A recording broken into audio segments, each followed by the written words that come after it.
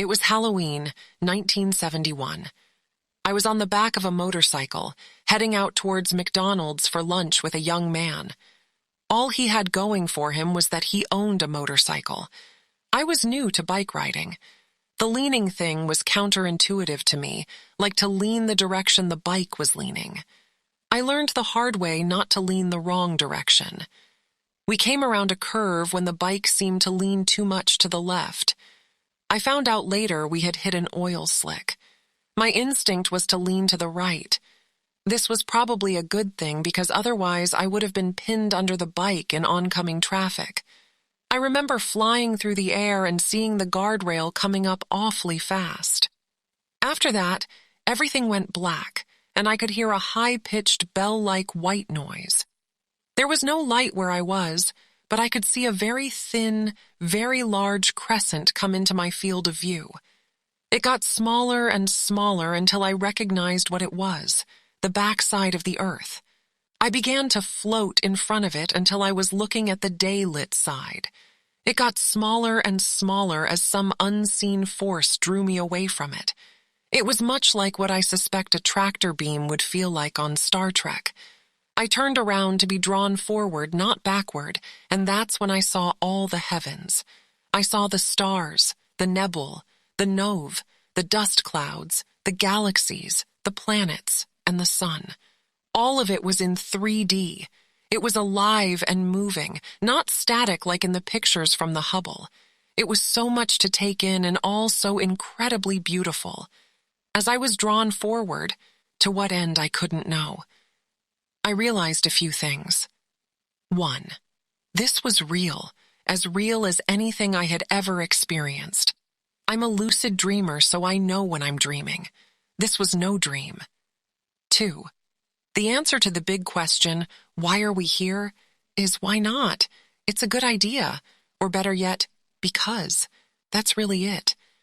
I noticed I began to be drawn faster and faster. The stars began to move past me at a faster rate until they became streaks of light. Then they started to blink out until I found myself in total darkness again. I wasn't scared because it was a comforting, maternal kind of place that made me feel safe.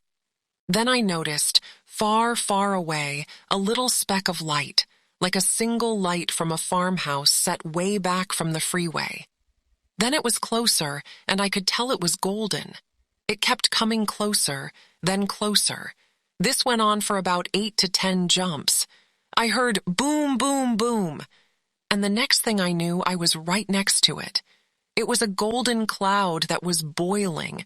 It looked like pictures I've seen since of the surface of the sun. The next instant, I was inside the cloud. I was floating down a large hallway, maybe 20 by 20. There were people there, but I didn't recognize anyone, fading in and out of the cloud walls. I seemed to be floating over the heads of a lot of people on a level right below me. They were all in white and seemed to be content. I think these were Mormons. As I floated along, I remember one man in particular who was standing off to the left in a bend in the hallway. I asked him where I was, and he kind of chuckled and said, "Just keep going. Go on down to the front." So I did. When I got to the end of the hallway, I met a guy that looked like a concierge in a hotel, working behind a desk. He looked up at me with a rather perturbed expression on his face, and he thought, "What are you doing here?" I said, "I don't know. I'm just here. This is where the people back there," pointing over my shoulder to those hanging out, "told me to come."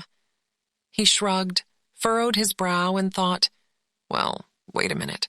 Let me check something." While he was checking, I looked behind him and realized we weren't in a tunnel at all.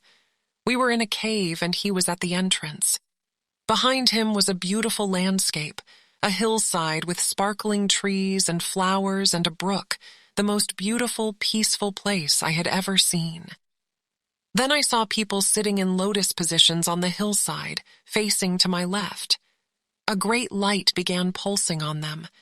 I was curious, so while this guy had his head down, looking at something, a computer perhaps, I snuck around the corner to see what was going on.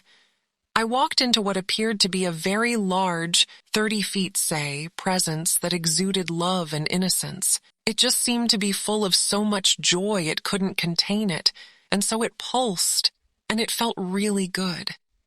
It flooded through me like water through a sieve. It was interesting, stunning, awe-inspiring, and all such words. I tried to get closer. I realized the presence was on an island surrounded by a pool of liquid. When I stepped into the liquid, all that was Jill disappeared. I no longer existed, and yet I was still there. I was the essence of life, I guess. I don't know what else to call it. I was conscious of my surroundings. I had joined with all the other consciousness in the pool and had become one with it. I knew all other life in the pool. I was one with everything. I was home. Then I was back. The guy had pulled me back to the front of the desk. Breathlessly, I asked, "What was that?" He said, "Don't worry about that. Don't even think about it." I said, But, I want to go back." "Nope." But the next thing I knew, I was back outside the gold tunnel.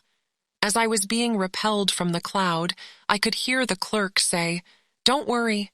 I hoped he meant, "Don't worry, you can come back."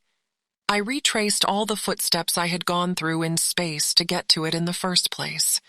Big whoop, I thought, as I saw the heavens that had just moments before struck me dumb by their beauty. I was very downhearted after that.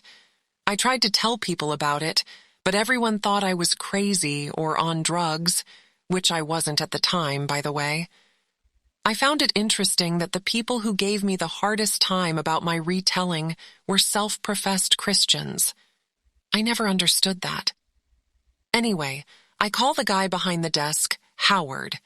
That's because that's what Jesus said God's name was. "Our Father who art in heaven, hallowed be thy name." I know it's a bad joke, but he doesn't seem to mind. To this day, he and I talk. He is always there for me, even when I turn my back. I don't get it. He must have done something really goofy to be my caseworker.